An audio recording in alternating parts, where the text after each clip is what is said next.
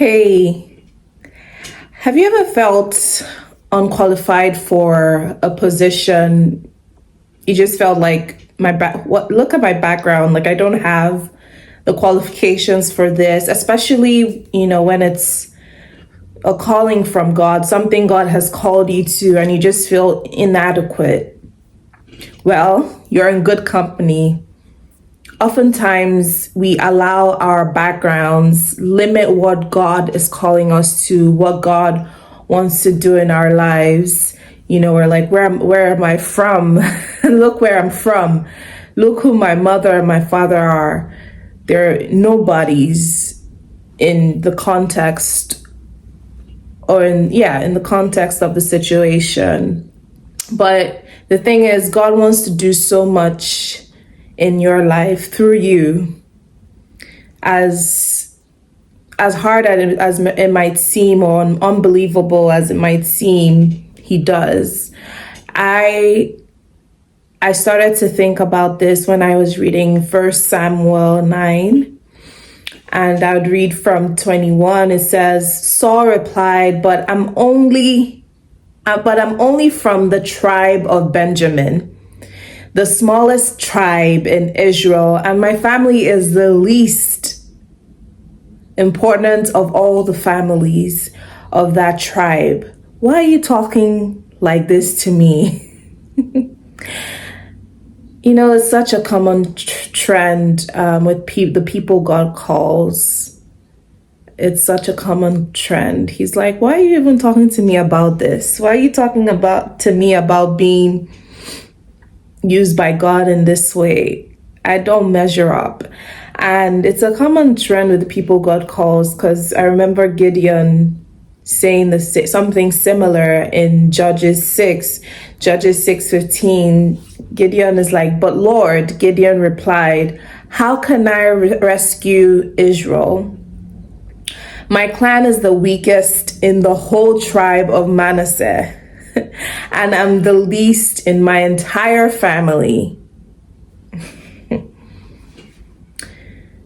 It just goes to show that the way God sees us is not the way we see ourselves. We measure ourselves based off of what we've accomplished, our position in our family, how society sees us. We cannot allow society to judge, to be the judge of whether we fulfill God's call upon our lives.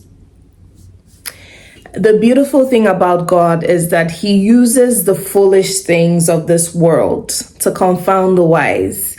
He uses that person or that thing that you think, this is not the person. This person can't do this. That's the very person he goes out to use. Why? Because he's always after his glory. What's going to make the loudest sound? What's going to make the loudest story or the greatest story is, and it's been like that from beginning, from time immemorial. Creation. That's why he created something out of nothing. It's the same concept. When the Trinity decided to create man, and further, when they're deciding, how are we going to save man? How are we going to fulfill this big plan that we have? And the idea of Jesus came forth. I thought about it. Why they could have chosen, he could have come through a different way, or been born to a different family, a wealthy family, and all of that. Why did they choose Nazareth? Why did they choose Joseph and Moses? Joseph was only a carpenter. Why? In the Bible, was it Nicodemus that said, can anything good come out of Nazareth? Surely something great came out of Nazareth, Jesus. So therein lies our answer. Therein lies the answer. It's all for the glory of God. You're wondering, how can something good come out of Nazareth? Mark 6, verse 1-3. I'm going to read it because I want to bring something out of there. It says, then he went out, and the he is referring to Jesus, went out from there and came to his own country, and his disciples followed him. And when the Sabbath had come, he began to teach in the synagogue, and many hearing him were astonished, saying, where did this man get these things? And what wisdom is this which is given to him, that such mighty works are performed by his hands? Verse 3 says, is this not the carpenter, the son of Mary, and brother of James, Joseph, Judas, and Simon? And are not his sisters here with us? So they were offended at him.